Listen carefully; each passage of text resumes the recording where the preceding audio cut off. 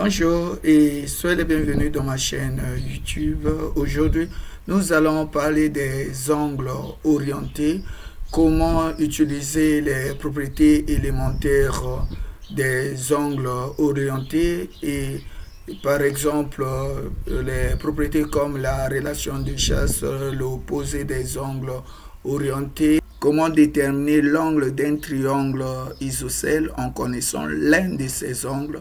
Ainsi, je vous ai proposé une activité. Suivez.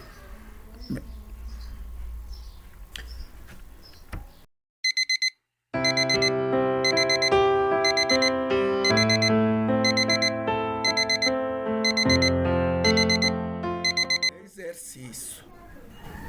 Le plan est orienté et muni d'un repère orthonormé OIJ, soit AB et C, 3 points d'un cercle C de centre O et des rayons OI, tels que la mesure de l'angle formé par le vecteur OI et OA est égale à pi tiers modulo 2pi.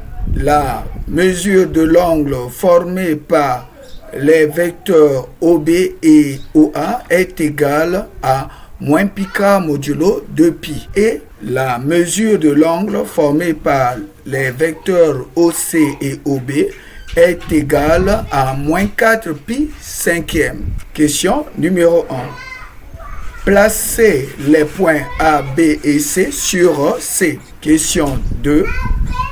Calculez la mesure principale des angles formés par les vecteurs OI et OB, OI et OC, AB et AO. Passons au corrigé de notre exercice corrigé. Le plan orienté est muni d'un repère orthonormé OIJ. Question numéro 1. Plaçons les points A, B et C sur le cercle C. Ici, pour placer le point A, nous devons quitter le vecteur OI pour aller au vecteur OA en balayant un angle de mesure pi tiers. Pi tiers, c'est en radian, en degrés, est égal à 60 degrés.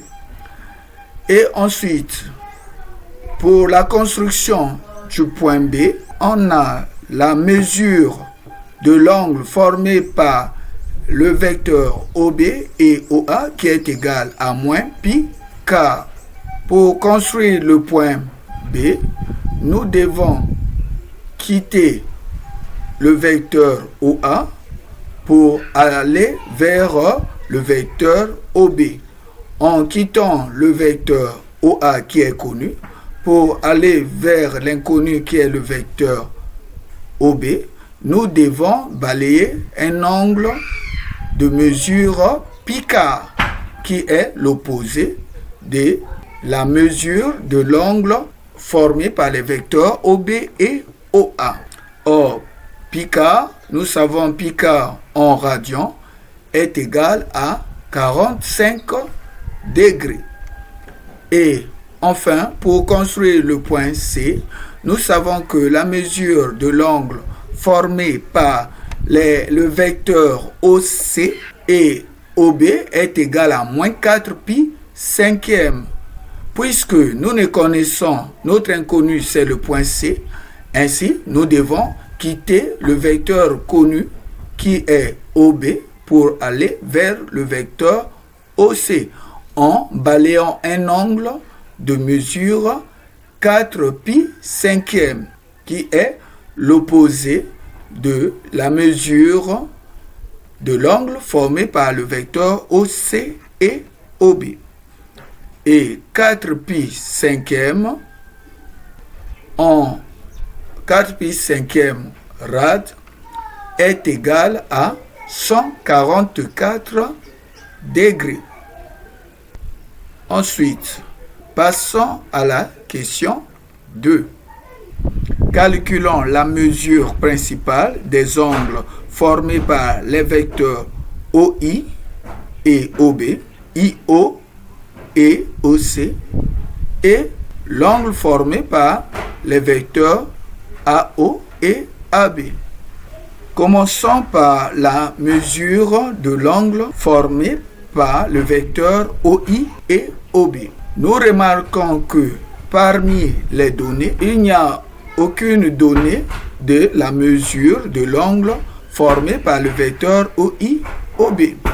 Les données suivantes, nous remarquons que le vecteur OI a une relation avec OA et OB a une relation avec OA. Ainsi, nous allons procéder par la relation de chasse. Ici, donc, nous allons fixer le vecteur OA, c'est-à-dire le vecteur OA est le vecteur approprié dans notre cas.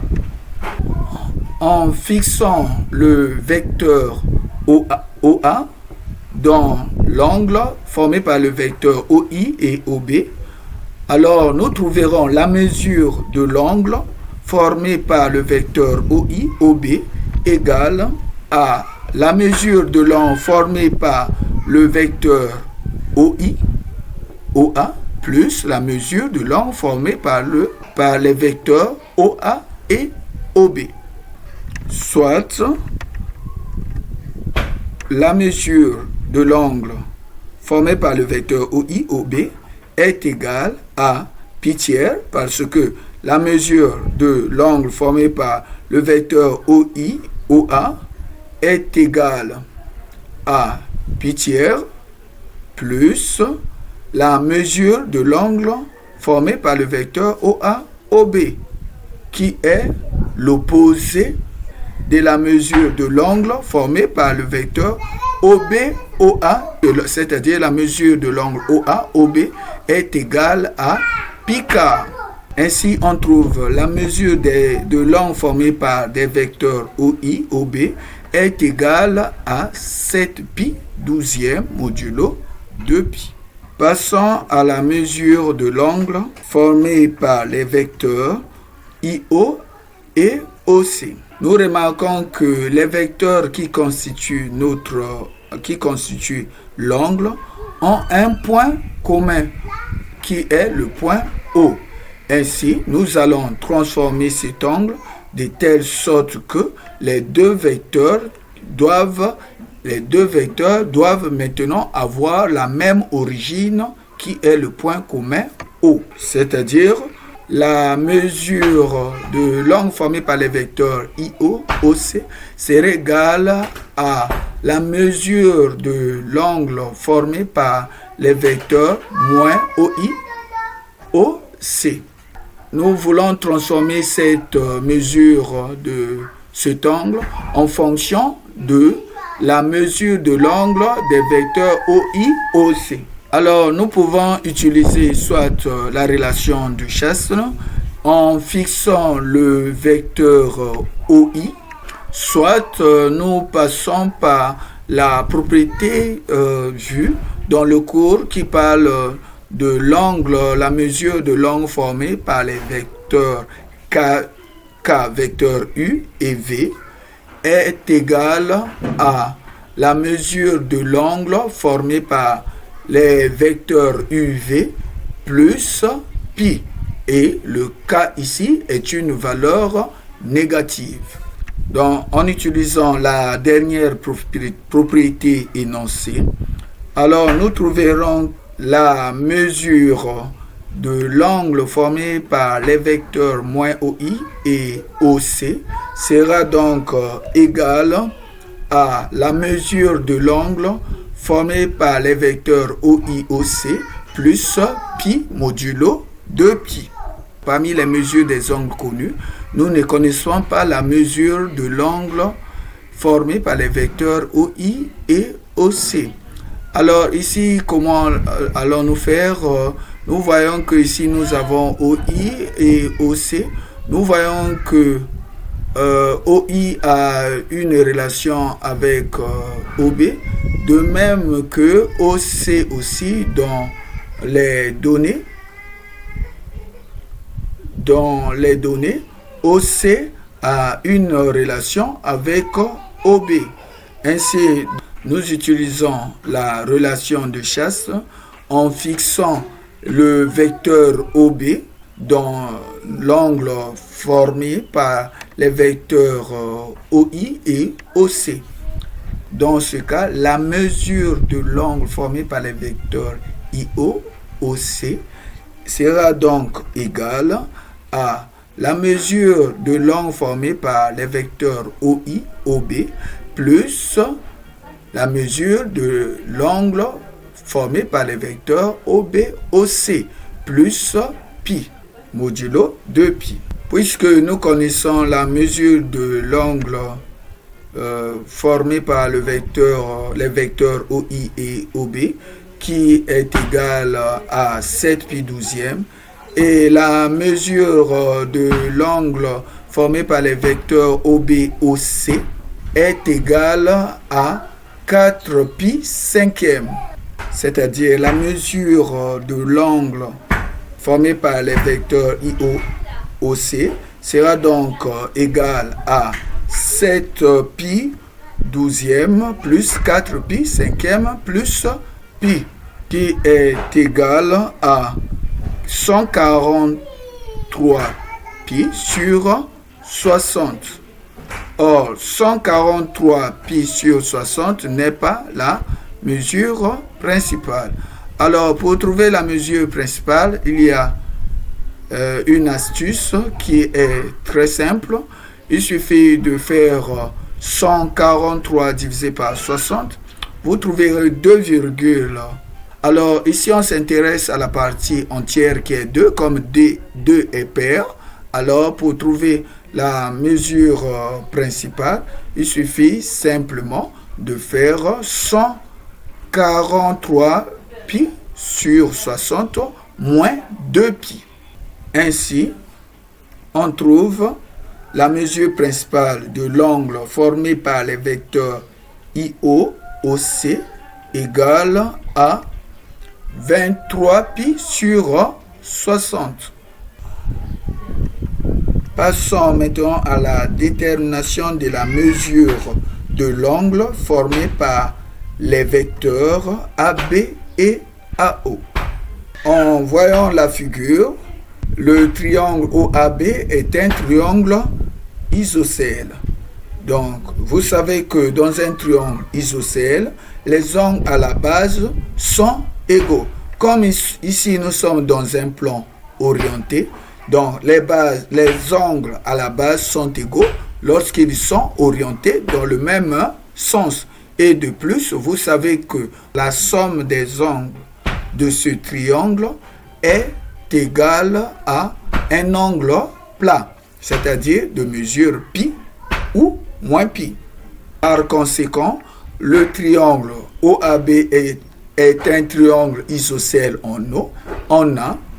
La mesure de l'angle formé par les vecteurs OA et OB plus la mesure de l'angle formé par les vecteurs AB et AO plus la mesure de l'angle formé par les vecteurs BO et BA est égale à pi dans le modulo de pi.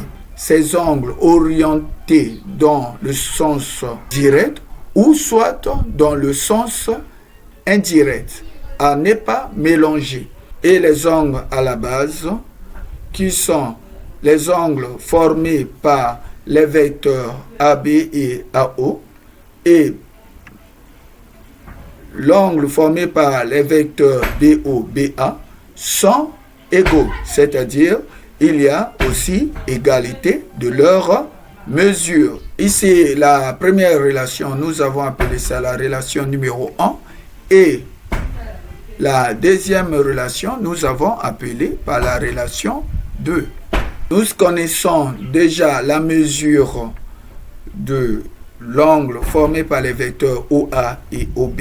De plus, nous savons que d'après la relation de cette mesure est égale à celle-ci, c'est-à-dire à la place de la mesure de l'angle formé par les vecteurs BO et BA, nous allons remplacer par sa valeur qui est la mesure de l'angle formé par les vecteurs AB et AO. En utilisant la relation numéro 1 et numéro 2, on trouve 2 fois la mesure de l'angle formé par les vecteurs AB et AO est égale à pi moins la mesure de l'angle formé par le vecteur OA et OB. Comment on a eu cette relation? En remplaçant la mesure de l'angle formé par le vecteur BO et BA par sa valeur dans la relation numéro 1 et en additionnant les 2 membres par l'opposé de la mesure de l'angle formé par les vecteurs OA et OB, on trouve cette relation. Et ceci équivaut à 2 fois la mesure de l'angle formé par les vecteurs AB et AO est égale à 3πk modulo 2π. Attention, quand il y a 2, nous voulons chercher la mesure, cette mesure, mais cette mesure est multipliée par 2. Attention à ce niveau. Alors, pour la mesure de prudence, il faut regarder la mesure de l'angle formé par les vecteurs AB et AO est comment, et c'est négatif ou positif. Par rapport à notre cas, la mesure de l'angle formé par les vecteurs AB et AO est positive. De même que cette valeur est positive, alors nous pouvons dire que la mesure de l'angle formé par les vecteurs AB et AO est égale à 3π huitième. Maintenant, dans le cas, si la mesure de cet angle était positive et la valeur là est négative, alors la mesure de l'angle ABAO, de l'angle formé par les vecteurs ABAO, devait être égale à 3π huitième plus pi, puisque la mesure de l'angle formé par les vecteurs ABAO et 3πk sont 2 mesures positives. Ainsi, la mesure de l'angle formé par les vecteurs ABAO est égale à 3π huitième modulo 2π. Ainsi, nous venons d'achever le corrigé de notre exercice. Si la vidéo vous a plu, n'hésitez pas de la liker et puis de la partager. Merci et à la prochaine